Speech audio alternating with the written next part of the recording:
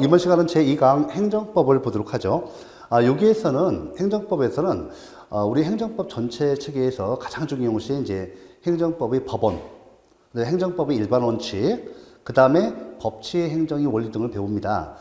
그래서 이 행정법 내용에서 시험에서는 자주 이제 행정법의 일반 원칙 이게 나와요. 그 다음에 이제 행정법의 법원, 그 다음에 법치의 행정의 원리. 예, 이런 내용을 보도록 하겠습니다. 또 우리는 그 대륙법계는 우리나라 같은 경우는 대륙법계의 법사상과 법제도를 개수했습니다. 우리 대륙법계는 공사법 이원론, 공법체계와 사법체계를 나누어서 서로 다른 원리에 의해서 이렇게 기울입니다. 그래서 우리가 법체계도 공법체계와 사법체계로 나눠집니다. 자, 보도록 하죠. 자, 마찬가지로 여러분들 이제 가볍게 개념을 보도록 할게요. 자, 행정법은 말 그대로 개념, 행정이 조직, 작용 및 구제에 관한 국내 공법을 말한다. 자, 입법, 행정, 사법에 대해서 행정, 또 작용, 조직, 작용. 자, 국가 행정 조직이 있고 지방 행정 조직이 있죠. 그 다음에 국가 행정 작용이 있고 지방 행정 작용. 그 다음에 이것들이 위법한 행정 작용에 의해서 우리 국민들이 사회의 권익이 침해된 경우 그 구제에 관한 사항을 정하고 있습니다. 자, 그 다음에 이때 보세요. 자, 이때 국내법이냐 국제법이냐, 그죠? 국내법이냐 국제법이냐. 우리 행정법은 한 국가 내에서 통용되는 국내법이 되고 또 공법과 사법을 나누고 있어서 이 공법 체계에 속합니다. 자, 그래서 우리 개념 요소 보시면 행정법은 행정에 관한 법이죠. 자, 헌법과의 구별. 자, 이제 헌법은 국가와 보세요. 여기 행정법은 행정관념을 중심으로 한다는 점에서 국가와 통치권을 관념으로 하는 국가의 기본 조직과 작용에 관한 근본 원칙을 정한 헌법과 구별됩니다. 자, 헌법과 행정법. 자, 기본법, 분과법, 전체법, 부분법, 상위법, 하위법의 관계에 있습니다.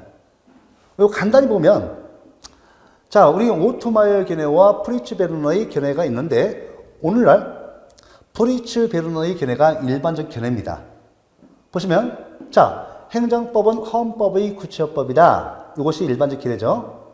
그래서 행정법의 헌법의 종속성, 행정법의 가변성, 정치성을 강조합니다. 이에 대해서 오토마이 같은 경우는 헌법은 변해도 행정법은 존속한다. 자, 헌법의 정치성, 행정법의 비정치성, 불변성을 강조하고 있죠. 설명드리면 헌법은 법 기본성 플러스 정치성을 갖고 있어요. 법 중에 여러 개의 정치성을 갖고 있습니다. 보시면 헌법은 그래서 현행 제6공화국 헌법이죠. 헌법이 파악이 되고 다시 만들어졌죠. 그럴 때마다 공화국을 붙입니다. 현재 6공화국 헌법이고 헌법이 6번이나 파악이 되고 다시 만들어졌어요. 그래서 헌법이 정치성 때문에 그렇습니다. 근데 우리 식품위생법이라든지 도로교통법은 봐보세요.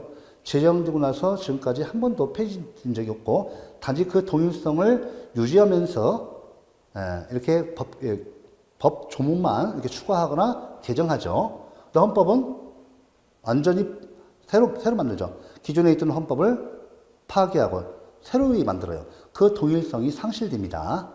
이런 측면에서 오토마이어는 헌법의 정치성, 행정법의 비정치성, 불변성을 강조했죠. 하지만 오늘날 프리츠 베르너의 견해가 일반적이에요. 헌법에 어떤 새로운 헌법이 만들어질 때 새로운 요소가 포함되면 그것을 실현하기 위해서 행정법이 이렇게 또 만들어지고 개정됩니다.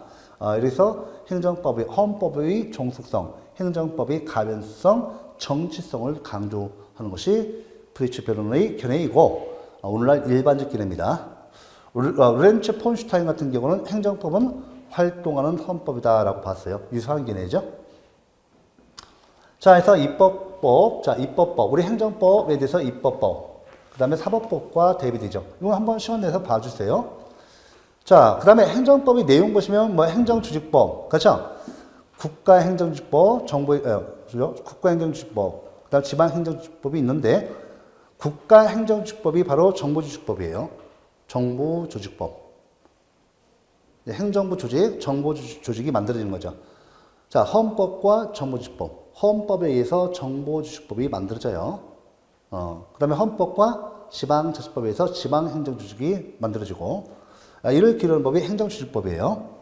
그 다음에 행정작용법. 자, 행정조직법상 어떤 권한, 행정권한과 주어지면 그의 근거에서 이렇게 행정작용, 국가행정목적 실현, 지방행정목적 실현, 즉 공익실현을 위해서 행정작용을 합니다.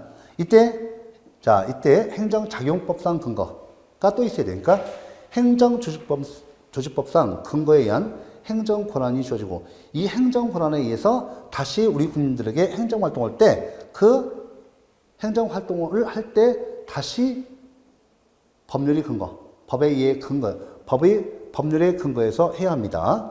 그 다음에 요 행정작용에서 우리 위법한 행정작용에서 우리 국민들이 권익이 침해됐을 때 그걸 구제해주는 법. 그죠? 이것이 이제 행정구제법인데 행정심판법, 행정승법, 행정절차법 등이 있죠. 자, 행정법은 행정에 관한 공법이다. 그죠? 공법이에요. 공법과 사법을 나누는데, 자, 다시 뒤에 또 나와요. 행정상 법률 관계에서 또 나옵니다. 나오지만 지금 가만히 보면, 공법이라는 거, 자, 우리 대륙법계는 공법과 사법을 나누고 있는데, 쉽게 말하면, 국가와 우리 국민과의 관계. 그죠? 예. 행정 주체인 우리 국가와 행정 객체인 우리 국민들의 관계. 그래서 행정 주체인 국가가 행정 객체인 우리 일반 국민들보다 우월적인 주에 있는 관계. 그래서 일방적으로 명령 강제하는 관계가 바로 공법 관계예요. 쉽게 말하면 국가와 국민과의 관계. 자, 사법 관계는 뭐예요? 사인과 사인과의 관계죠. 자, 사인과 땅을 사고 판다, 혼인을 한다, 이런 거. 서로 대등한 관계죠. 서로 대등한 관계를 기르는 거죠. 사인과 사인 간의 사적 자치에 의한 대등한 관계를 기르는 거. 사법 체계고, 공법은 이와 같이 국가와 국민과의 관계로서 일방적으로 명령 강제하는 관계, 부대등 관계를 말합니다. 이거 간단히 보셔야 돼요. 세 번째, 행정법은 행정에 관한 국내 공법이다. 자, 국내법이에요. 국내법입니다. 국제법이 아니죠. 네, 이렇게 해서, 자, 보시죠. 국제법은 국제 공동체 사회를 규율하는 법이죠. 국내법은 한 국가 내의 공동체 사회, 국가 사회를 규율하는 법이죠. 이렇게 간단히 보셔야 돼요. 행정법은 행정에 관한 국내 공법이다. 자, 그 다음에 행정법의 법적 특성. 자, 우리 행정법은 공법 체계죠. 공법 체계에 속하는 법입니다. 그래서 법적 특성이 있는데, 이것은 사법에 대응해서 사적 자치가 허용되고 서로 대등한 관계를 기르는 법, 이 사법에 대비해서 우리 공법인 행정법의 특성이에요. 보시면 여기 규정, 내용상, 형식상, 성질상 특성이 있어요. 내용상의 특성 보시면 행정 주체의 우월성, 공익 우선성, 공익과 사익. 그러니까 행정 주체의 우월성은 행정 객체에 대해서 행정 주체가 더 우월적인 주의가 있다. 또 공익과 사익 중에 공익을 우선한다. 또 평등한 내용을 기울하고 있죠. 도로교통법 보세요. 최근에 와서 어떤 모 국회의원이 이때 음주운전은 살인행위다 라고 강력히 처벌한다고 해서 법 개정안을 제출했죠. 근데 그만 이 의원이 운전면허 정지에 해당하는 음주운전을 하셨습니다. 적발됐습니다. 그래서 이제 이게 문제되죠. 그래서 국회의원도 들어가죠. 법을 만드는 도로교통법을 만드는 국회의원들도 적용되죠. 자, 규정 형식상. 자, 우리 대륙법계는 우리 행정법, 이 행정법이 대륙법계에서 처음 유래됐어요. 처음 나왔습니다. 특히 프랑스에서 행정법이 만들어지고 독일에서도 이제 행정법이 성립 발전합니다. 그런데 우리 대륙법계의 법 전통은 성문성, 법이 문서로 되어 있어요. 그래서 법적 예측 가능성, 또 법적 안정성을 확보하는 거죠. 그 다음에 형식이 다양성 보면 우리 행정법은 아직 발전하는 학문입니다. 그래서 아직 그 통일된 법전, 단일 법전이 없어요. 그래서 단일 법전 및 통치 규정이 없다. 이거고. 그 다음에 규정 성질상의 특성 보시면, 자, 우리 도로교통법이다, 식품기준법이다. 전부 다 획일적으로 적용되죠. 그 다음에 어떤 기술성, 수단성을 가졌어요. 헌법은 변하나 행정법은 변하지 않는다. 오토마의 견해. 그죠? 헌법은 정치성 때문에 가변성, 행정법은 비정치성 때문에, 즉 기술성, 수단성을 가지고 있어서 행정법은 이렇게 표현하지 않는다. 행정법의 기술성, 수단성을 강조한 것이 오토마이어입니다. 자, 우리 도로교통법 봐보세요. 식품위생법 보세요. 뭐뭐 하지 마라, 뭐뭐 해라, 그죠? 자, 막 과속하지 마라, 말라, 그죠? 중앙선 침범하지 말라, 무단 횡단하지 말라, 그죠? 다 명령하고 있죠? 단속. 그 다음에 명령 해놓고 이걸 도로교통 질서 확립을 위해서 단속하죠? 그래서 단속 규정성, 명령 규정성이 성질이 있습니다. 이에 대해서 사법은 효력 규정성, 능력 규정성. 자, 이게 무슨 차이가 있죠? 이게 틀려요. 혼동은 틀립니다. 단속 규정성과 능력 규정성, 이거 바꿨으면 틀려요. 가끔씩 기본적 이론은 바로 이 파트에서는 이쪽 우리 행정법의 단속 규정성, 명령 규정성이 맞습니다. 우리 행정법은 주로 명령 규정으로 이루어졌죠. 이 사법은 이게 효력 규정, 능력 규정이 뭐냐면, 여러분들 제가 분명히 사법은 사인 상호 간의 사적 자치에 의한 대등 관계를 두는 법입니다. 자, 감남과 을려가 있는데요. 감남이, 자, 일방적으로 을과의 합의 없이 혼인신고 있어요. 혼인 성립해요, 안 해요? 혼인 무효입니다, 이거. 혼인이 유효하려면 양 당사자의 혼인이 합의 의사가 있어야 하고, 이에 대해서 혼인 신고가 있어야 돼요. 그래야만이 혼인이 유효합니다. 근데, 감남이 을려의 어떤 동의, 합의도 하지 않은 채 일방적으로 신고했다? 무효예요, 바로. 그죠? 예. 이래서 여러분들 잘 구분을 하셔야 합니다. 요 내용이 이제 이 파트에서는 요거 바뀌면 틀려요. 요거 꼭 좀 잘 해놓으시기 바랍니다. 그 다음에 행위기범성이 뭐냐면, 여러분들 우리 도로교통법 보세요. 우리 일반 국민에게 행정활동에 있어서 그 기준이 되는 법규범이죠. 도로교통법은 우리 일반 국민을 구속해요. 행정기관뿐만 아니라 우리 일반 국민도 구속하죠. 그래서 우리 국민들이 도로교통에 참가할 때, 이때 그 활동의 기준이 되는 법규범이죠. 행위기범성, 행위기준이 되는 법규범에서 우리 일반 국민을 구속하는 효력을 행위기범성이라고 합니다. 자, 이어서 이제 세 번째 보셔야죠. 드디어 이제 행정법의 법원은 여러분들 어떤 시험에서든 행정법의 법원, 하여튼 뭐 법과목 중에서 법원은 매우 중요해요. 왜 법원이 중요하냐? 다른 거 뭐 의의가 다 있는데 상식적으로 말하면 이런 겁니다. 자, 여러분들 행정법의 법원이 된다는 것은 바로 일반 국민에게 있어 행위규범성과 재판관에게 있어 재판규범성이 인정됩니다.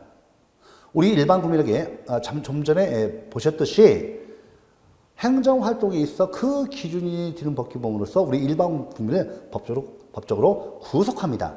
그래서 이걸 위반했을 때 행정제재 등이 주어지죠. 맞죠? 왜? 공익신을 위해서 도로교통법 봐보세요. 위반하면 에 대해서 그죠? 벌금도 나오고 과태도 나오고 이렇게 하지 않습니까? 그렇죠? 예, 벌점 나오고 부과되고 이렇게 해요. 이렇게 되고 그 다음에 재판관도 보세요.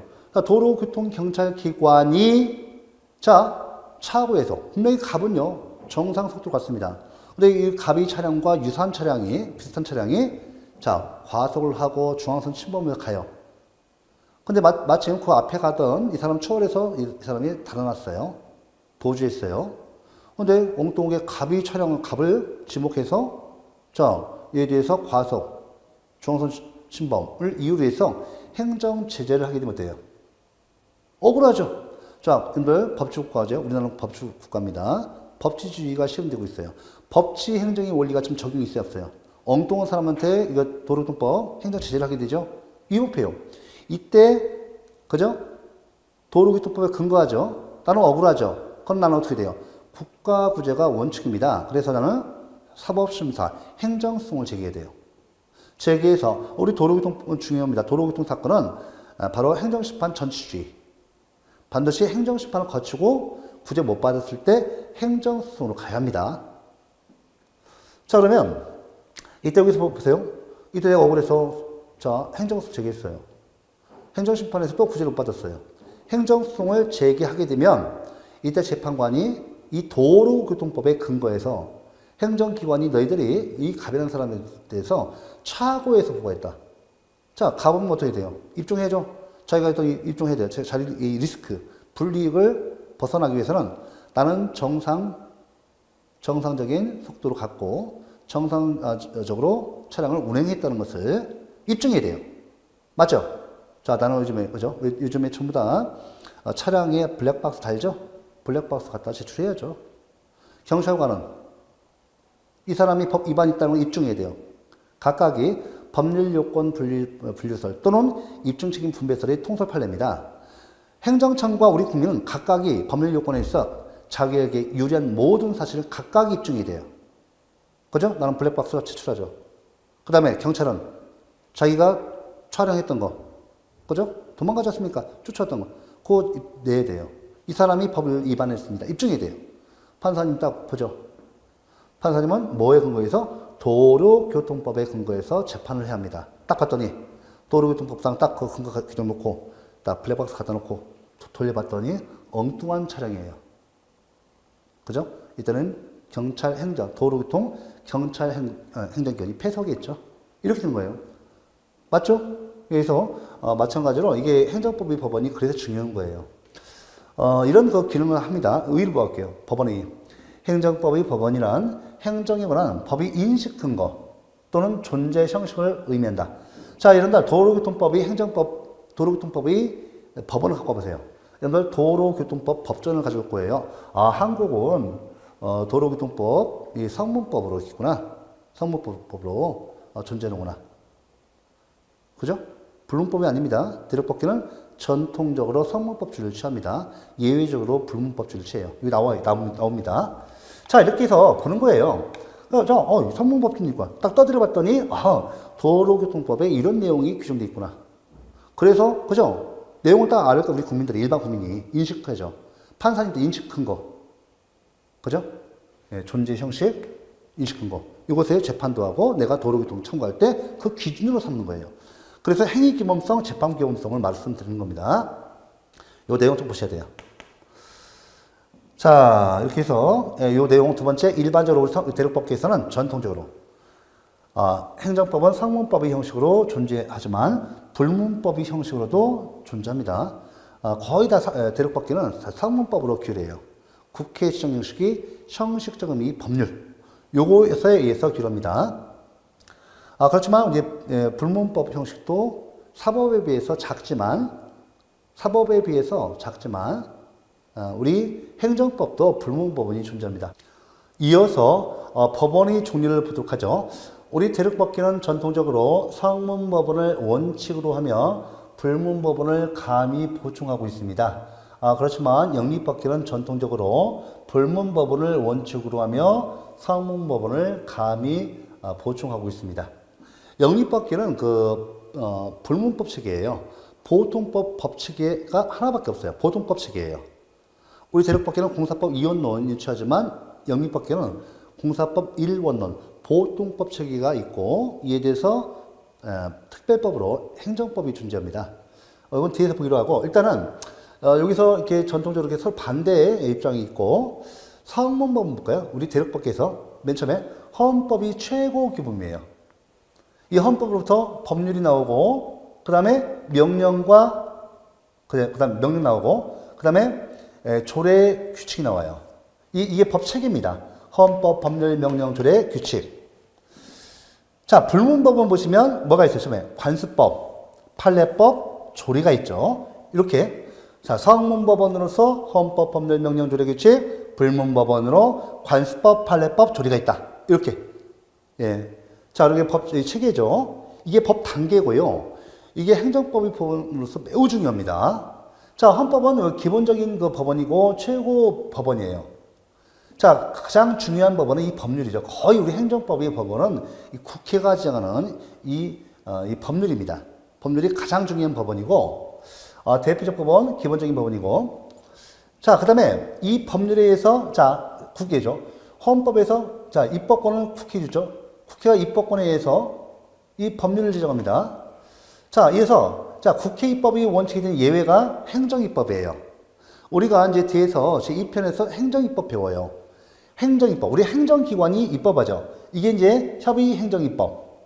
국가 중앙행정기관이 하는 입법이에요. 이 입법이 뭐예요? 명령. 뭐가 있다? 법규명령이 있고 행정규칙이 있다. 그죠? 법규명령과 행정규칙이 있다. 행정규칙을 행정명령이라고 해요. 자, 법원성 당연히 긍정되죠. 자, 여러분들 이 법규명령과 행정규칙이 있는데 뒤에서 행정입법에서 배울 때인데 지금은 요거까지만 우리 행정입법, 그죠? 우리 국가 중앙행정기관이 하는 협의행정입법으로서 자, 행정입법으로서 명령이 있습니다. 명령은 법규명령과 행정규칙이 있는데 이 행정규칙을 행정명령이라고도 합니다. 자, 할 때 법규명령은 당연히 행정법의 법원으로 인정하는데 이설이 없어요. 이설이 없는데 자, 행정규칙, 행정명령은 이 법원성, 법원, 행정법의 법원이 드는 거에 대해서 우리 행정법학회의 다수설은 긍정하지만 판례는 부정한다. 이 판례가 중요하죠. 판례는 행정규칙은 행정법의 법원성이 없다고 봐요.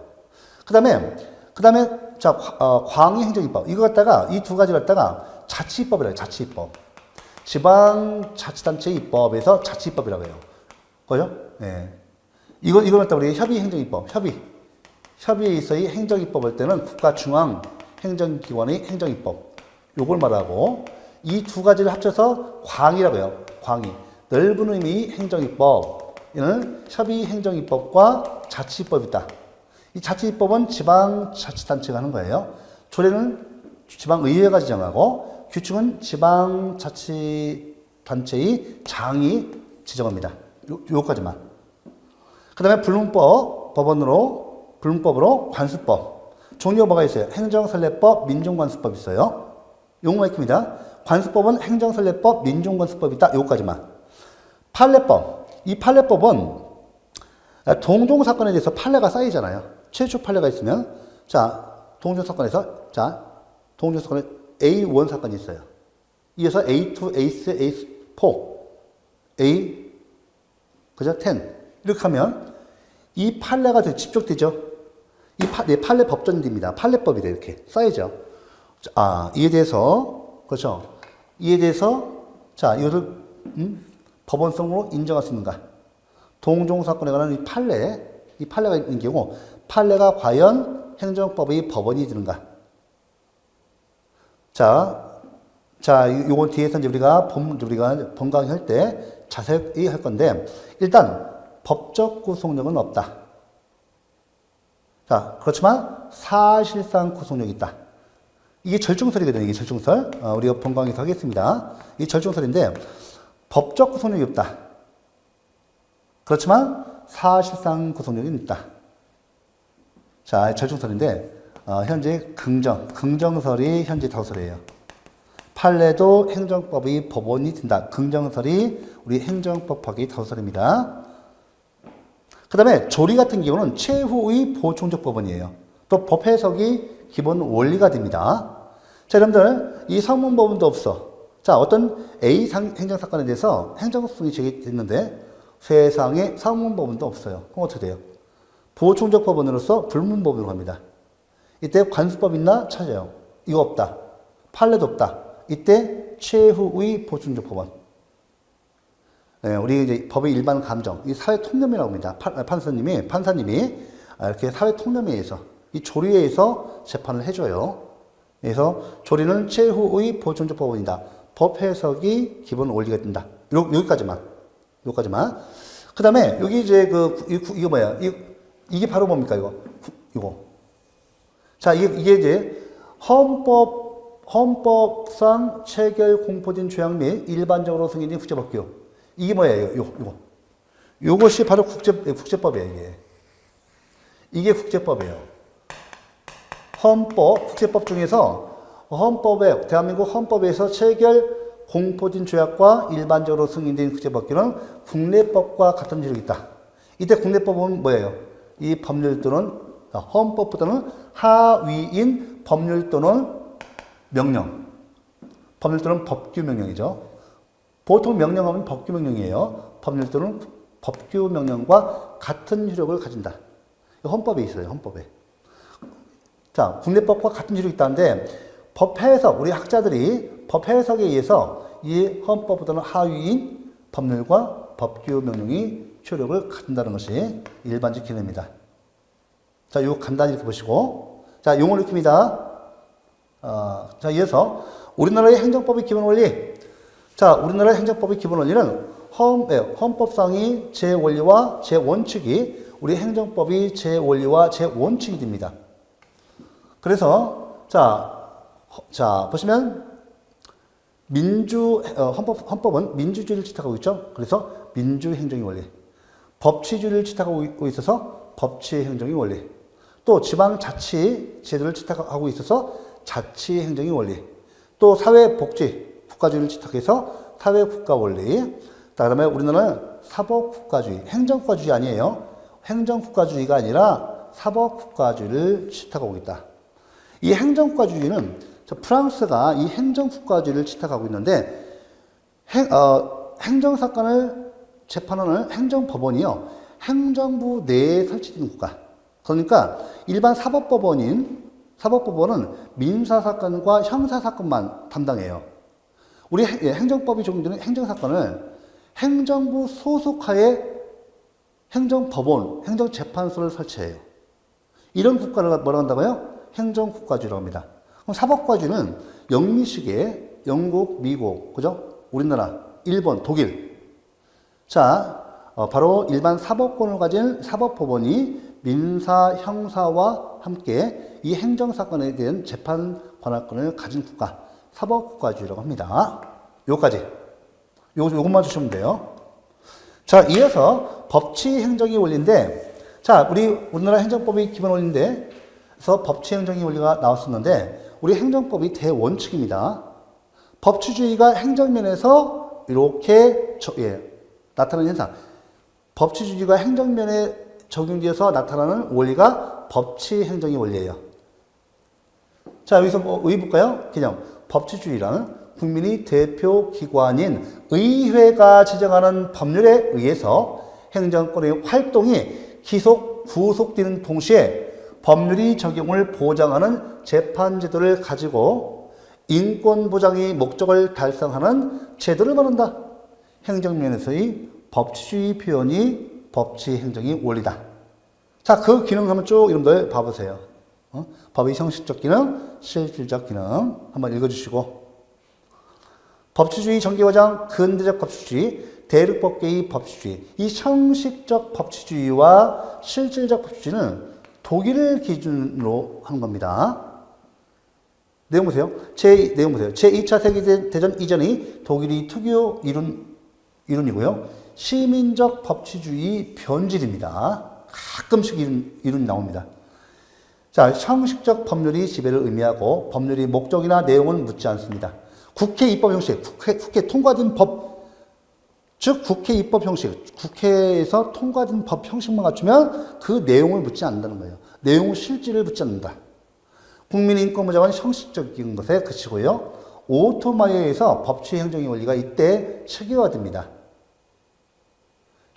독일이 형식적 법치주의에서 오토마이어에서 법치행정의 원리가 체계화됩니다.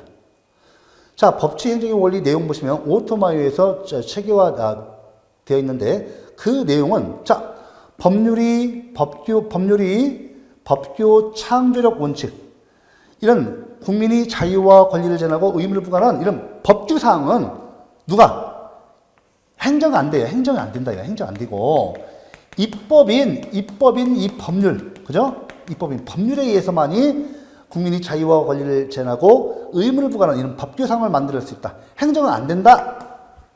또 입법과 행정이 충돌하는 경우 뭐가 위에 있다? 입법인 법률이 행정보다 위에 있다. 그 다음에 행정기관이 국민의 자유와 권리를 제한하는 이런 행정활동을 때는 법률이 근거, 법률 유보인데 일본식 한자예요. 이것은 법률이 근거가 됩니다. 법률이 근거. 우리 심지어 한자식으로 표현하지만 쉽게 말하면 법률이 근거를 말해요. 행정기관이 국민의 자유와 권리를 침해하는 행정활동을 때는 국회가 지정한 법률의 근거라는 거예요. 아시겠죠? 그래서 이런 내용이 나옵니다. 자, 이렇게 해서 간단히, 요 가끔씩 서울시는 잘 나와요, 이런 거. 잘 나와요. 이때 형식적 법치주의에서 오토마이어가 바로 법치행정의 원리를 만들어냈지만, 오늘날 제2차 세계대전 이후 국가 독일은 실질적 법치주의를 지속합니다. 그러니까 독일은 근대 국가 성립하면서 형식적 법치주의, 시민적 법치주의가 변질된 거예요. 국회 입법 형식만 갖추면 그 내용이 국민 자유와 권리를 침해하지 않든 상관없이 다 정당한 법이에요. 이게 히틀러가 이걸 악용했죠. 그래서 제2차 세계대전 이후에 역사적 경험에 의해서 독일은 실질적 법치주의로 갑니다. 지금 현재 오토마의 형식적 법치주의 이 원리, 이 이론은 오늘날 실질적 법치주의에서도 여전히 통용되고 중요한 이론이다. 법률이 법규 청지로 말씀드렸습니다. 이거 세 가지 법률리보 법률 근거예요. 이 내용을 한번 읽어보세요. 이 내용은 우리 본 강의할 때 자세히 할 겁니다. 첫 번째, 법치행정의 원리 세 가지 내용인데 법률이 법규 창조력 원칙, 법률 우위 원칙, 법률 유보의 원칙. 이 세 가지만. 이거 들어봤어? 다음에 본 강의할 때 나 이거 들어봤어 하면 됩니다. 더 이상 하지 마시고 머리가 너무 아파요. 그러니까 용어만 익히세요. 용어만.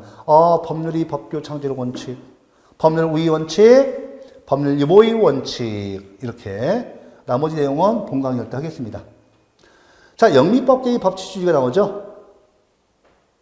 영미법계의 법치주의. 자, 여러분들 근대 국가가 성립했을 때 좀 전에 대륙법계에서 자, 우리 법계는 크게 대륙법계와 영미법계가 있어요. 좀 근대 국가에서 이 법치주의 전기입니다. 자, 대륙법계에서 우리는 특히 독일이 그 이론을 받아들였기 때문에 독일이 법사상과 법제도를 개수해서 대륙법계 중에서 독일을 대표해서 쓴 거고, 이건 영미법계 통틀어서 영미법계에서는 다이시에 의해서 체결된 법의 지배 원리. 자, 우리 대륙법계에서 법치주의와 대동소이합니다. 체결된 법의 지배 원리에 의해서 자, 기억방 권력의 자의적 지배에 대한 정당한 법의 지배, 법의 절대적 우위, 행정과 입법에서 입법이 절대적 우위에 있다는 거예요. 두 번째, 법적 평등 원칙. 행정권도 보통법 적용이 예외가 아니다.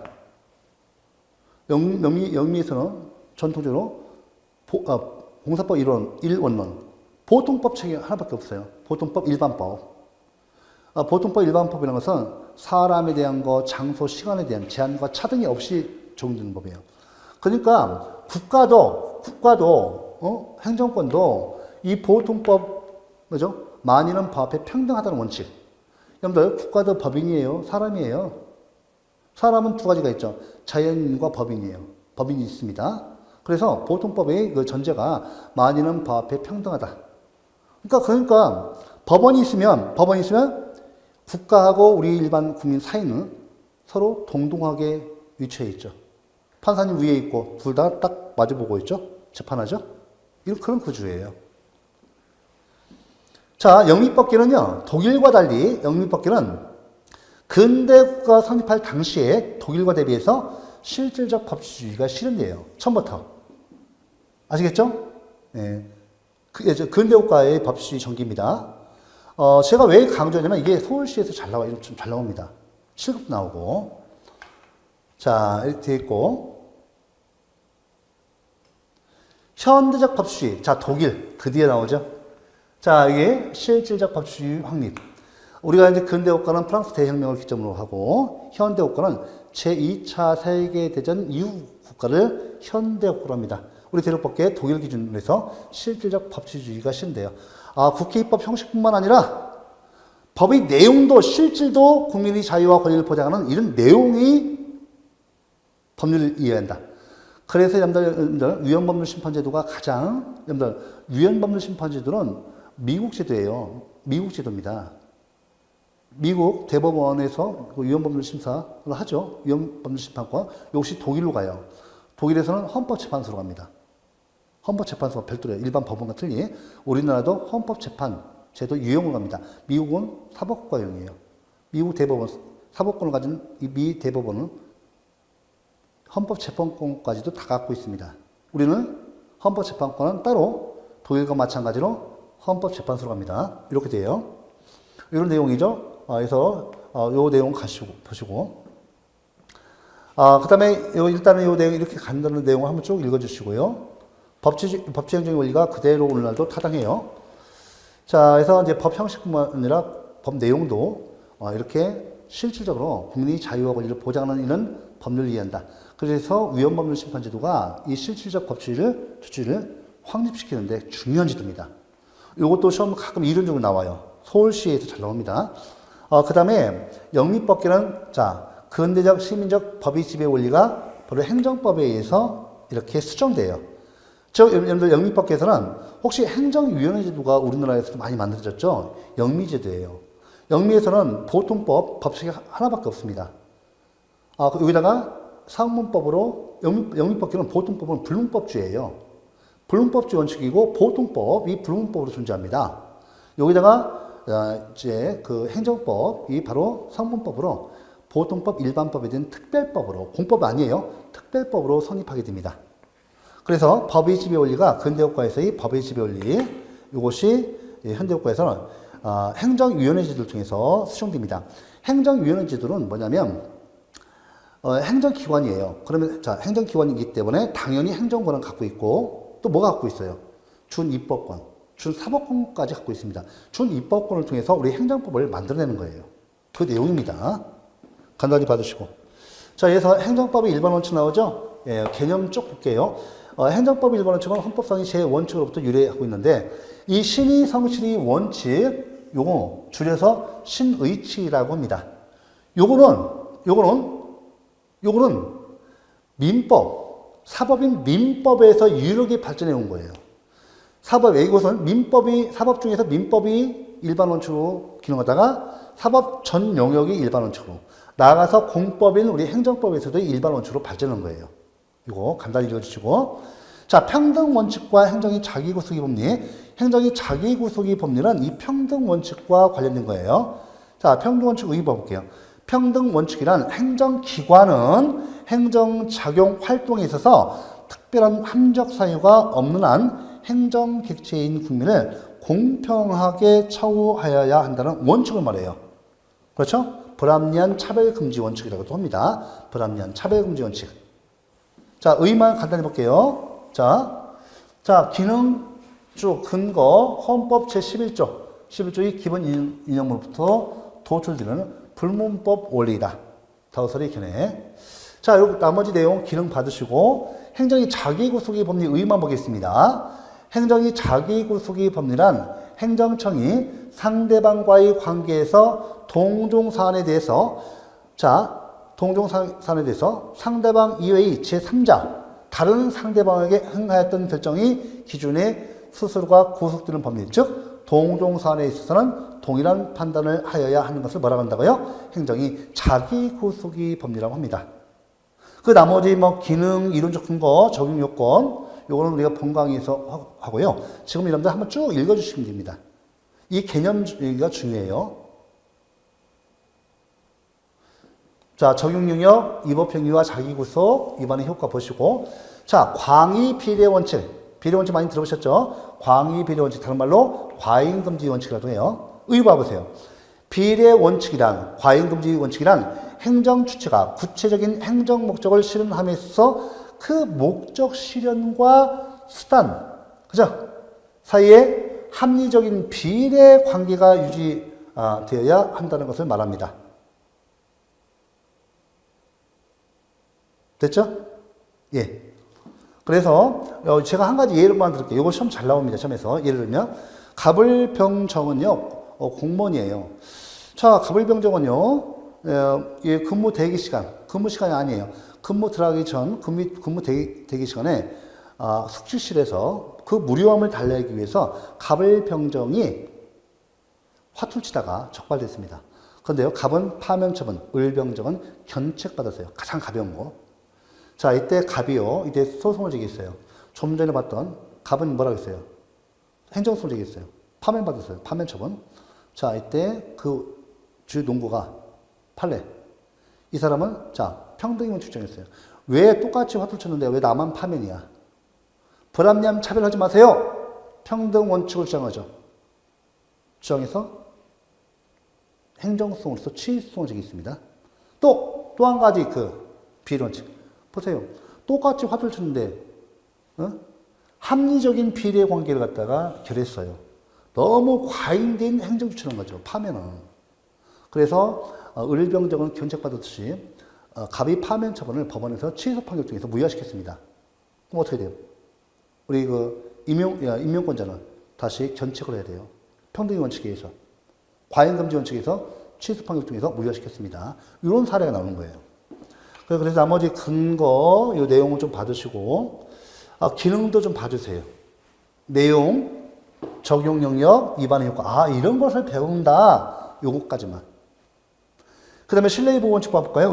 신뢰보호원칙이란 행정기관이 어떤 언동으로서 적극적, 소극적, 명시적, 묵시적 언동 포함합니다. 정당성 또는 존속성에 대한 개인이 보호가치 있는 신뢰를 보호해주는 원칙을 말합니다. 아주 중요해요. 이 신뢰보호원칙에서 거의 70% 이상 시험에서 출제됩니다. 자, 이게 독일에서 20세기 초에 학설 판례로 등장해서 독일 연방행정절차법에도 도입됐고요. 한편 영미행정법상의 근반원의 법리도 신뢰보호와 대체로 같은 이념이 됩니다. 근거, 그죠? 그 다음에 근거, 그 다음에 신뢰보호의 일반적 요건, 이거 한번 쭉 시간 내서 읽어주시고, 신뢰보호의 적용 영역, 신뢰보호의 위반 효과도 봐주시기 바랍니다. 자, 그 다음에 부당결부금지 원칙 봐볼게요. 부당결부금지 원칙이란 행정기관이 행정작용을 함에 있어서 그것과 실질적 관련성이 없는 상대방이 반대급부와 결부시켜서는 안 된다는 원칙을 말합니다. 예를 들면 교통법규 위반을 이유로 건축허가를 거부하는 거부하는 처분은 이 원칙에 반하죠. 내용적 관련성이 있어 없어요? 내용적 관련성. 이 실질적 관련성, 실질 또 나오죠. 내용적 관련성이 있어 없어? 없죠. 이거 안 됩니다. 이런 거. 이게 바로 부당결부금지 원칙 위반이에요. 됐죠? 근거, 요건, 적용 영역, 위반의 효과 쭉 읽어주시고요. 우리 본 강의에서 할 겁니다. 이런 거 배운다 해서 지금 미리 이렇게 드리는 겁니다. 자, 행정법 효력 보세요. 행정법 효력, 시간적 효력, 지역적 효력, 대인적 효력. 즉, 행정법이 지정된 시점으로부터 시간적, 지역적, 대인적 효력이 발생합니다. 그래서 보통 시간적 효력에서 효력 발생 시기, 상문법규는 공포가 법령이 효력 발생 요건입니다. 그래서 내용이죠. 요 내용 쭉 보셔야 돼요. 내용 한번 보세요. 보통 시행이래. 자, 성문법규는 헌법을 제외한 성문법규는 시행이라고 하는 특별한 규정이 없는 한 공포일로부터 며칠? 20일이 경과함으로써 효력이 발생한다. 돼 있고, 다만 국민이 권리 제한 또는 의무 부과와 직접 관련되는 법률, 대통령령, 총리령 및 부령은 긴급히 시행하여야 할 특별한 사유가 있는 경우를 제외하고는 공포일로부터 적어도 며칠? 30일이 경과한 날로부터 시행되도록 하여야 한다. 요거는 가장 많이 나오는 질문이니까 한번 상식으로 익혀주시고 시험 질문에서도 잘 나옵니다.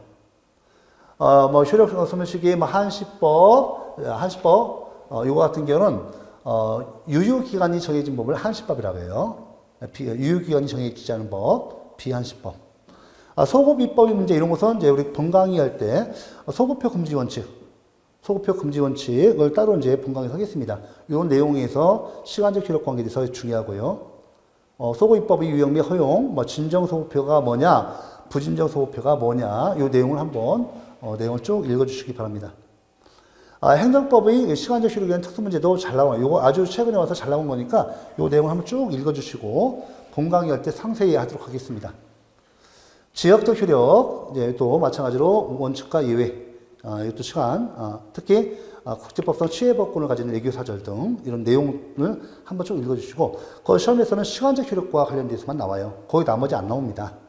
지역적 효력도 시간 내서 한번 시간 있으실 때 읽어주시고, 대인적 효력도 마찬가지예요. 또 쭉 한번 내용 한번 읽어주시기 바랍니다. 자, 이제 이상으로 이렇게 우리가 한번 이번 시간, 긴 시간 동안 봤는데요.